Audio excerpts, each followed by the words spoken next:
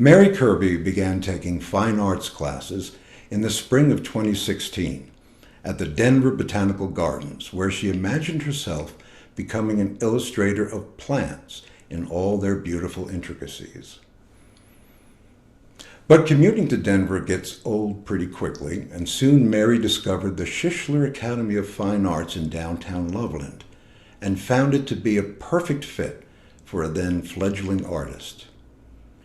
Mary has been there ever since, learning and growing her skills in a variety of artistic methodologies, including realism. She is so grateful to be able to pursue her lifelong creativity in this new way for the last 5 years. This story was filmed and produced by Tom Rhodes. Here is artist Mary Kirby.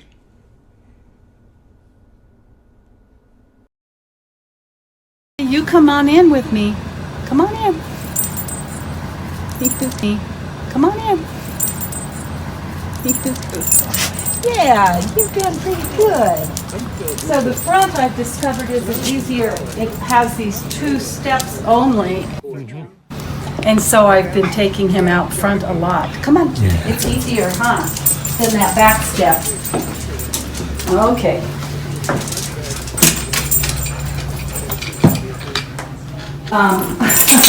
So it has a little yard and fenced in so that he has a space. Yeah, you can go out.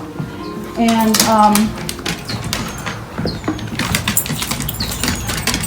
basically we back up on the lake that we can kayak on. You can put your kayak on and go. And you can't see it, but oh look, Mr. Blue. Oh yeah. You see him? I do. Oh, I love. He's so wonderful. See if you can get him.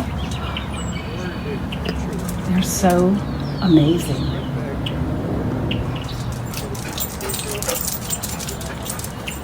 Oh, there he goes. He loves to walk along this shore and fish. I love to garden. I love to design gardens. I've done landscape plans my whole life because you have to in most areas submit something. So I've always designed. I've gotten to design our homes and have them built. I've gotten to design yards for friends and relatives, and I really enjoy that a lot. So I have settled on not only that I like oil painting, it's just I really like the medium. I haven't branched out a lot other than Conte and pastels. I started with pastels. I think that oil painting is gives you lots of opportunity and time. So I'm kind of a slow, I like the process. So I'm way fine with knowing that a painting is going to take me months, probably. Yeah. At least.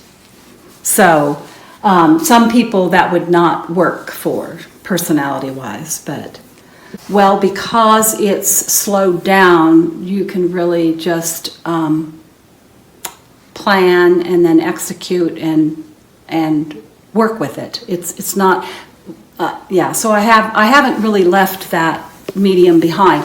I like pastels. The color and the way you work with color is very similar in pastels and oil. Because you can blend them more. You can blend them, and the way you start dark to light, light to dark is very different than watercolors. And so I haven't taken up the idea of learning watercolors. I'm still learning so much in oil painting. Nature and showing things up close really interests me. And I usually work from photos I've taken on hikes. Sure. Or sneaking around the yard and seeing something wonderful that you need to try to capture. That and then portraiture. Yeah. So I've chosen to focus a lot on portraiture in the last several years only. And so I go back and forth between blooms, flowers, and plants, and then portraits. In the academy, I've had the opportunity to work from live models, which is a plus for being in a class. Working with live models and or from photos. So some of these are live or people who were posing, and some of them, and they're all just, they were learning experiences and different ways of working with a portrait. And so each one of these portraits was a different technique. The way that we started, the background, the colors, and the palette. The African American on the right is pastel, I believe. And so just the portrait classes have given me lots of different ways of figuring out how to work with the human face.